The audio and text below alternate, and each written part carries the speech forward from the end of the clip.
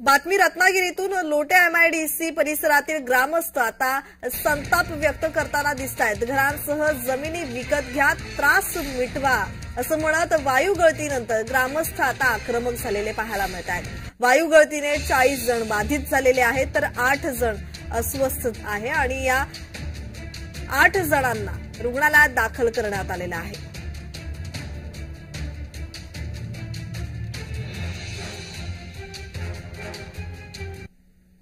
दरम्यान येथील ग्रामस्थांची काय मागणी आहे याबाबत त्यांच्याशी बातचीत केली आमचे प्रतिनिधी राजेश जाधव यांनी। पाहूयात।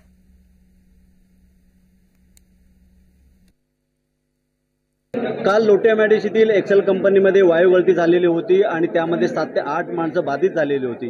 काही माणसं दवाखान्यामध्ये जाऊन उपचार करून परत आलेले। मात्र आज कंपनी व्यवस्थापन, पोलीस प्रशासन आणि स्थानिक यांची बैठक होती आणि त्यांच्यात काही निर्णय झालेले आहेत। आपण स्थानिकाशी चर्चा करणार आहोत की नक्की याचे निर्णय काय झालेले आहेत। पोलीस प्रशासन अधिक कंपनी प्रशासन म्हणजे एक्सेल प्रशासन आणि स्थानिक यांच्या चर्चा झालेली आहे।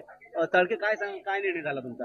काल जो वायू गळती झाली त्याचा त्रास इथल्या लोकांना, ग्रामस्थांना मोठ्या प्रमाणात झाला आणि त्याची आज चर्चा करण्यासाठी पोलीस प्रशासन आणि कंपनी प्रशासन आमच्याबरोबर वाडीबरोबर चर्चा केली। तलारीवाडी आणि चाळकेवाडीतील या ठिकाणी ग्रामस्थ होते। तर आमची प्रामुख्याने एकच या विषयासाठी मागणी राहील की झालेली जी घटना आहे ती फार गंभीर आहे, दुर्दैवी आहे आणि यासाठी उपाय म्हणून कंपनीनं आणि या सगळ्या प्रशासनानं इथल्या ग्रामस्थांना स्थलांतर करून इथून बाहेर घेऊन जावं। आम्ही या सगळ्या विषयाला खूप कंटाळलोय। वाडीचा जो निर्णय आहे की इथला आमची वस्ती स्थलांतरित करावी, तो त्यांचा निर्णय जो आहे तो आपल्या पोलीस प्रशासनासमोर त्यांनी मांडलेला आहे। पोलीस प्रशासनही आमच्या बरोबर आहे आणि त्याच्यासाठी लागणारी जी काही मदत करायला लागणार आहे तर आमचं इथलं औद्योगिक संघटन आहे त्याच्या माध्यमातून आपण ह्या सगळ्या संबंधित डिपार्टमेंटचा संपर्क साधू आणि त्याच्यातून योग्य निर्णय घेऊन यांच्या स्थलांतरासाठी आपण नक्की प्रयत्न करू। तर ते कंपनी व्यवस्थापनाचे पाटणकर साहेब त्यांनी सांगितलेलं योग्य ते आम्ही निर्णय घेऊन किंवा संबंधित जी यंत्रणा आहेत त्यांना आपण अप्रोच करून जे काही निर्णय घेता येईल लोकांच्या हितासाठी तो आपण घेणार आहोत।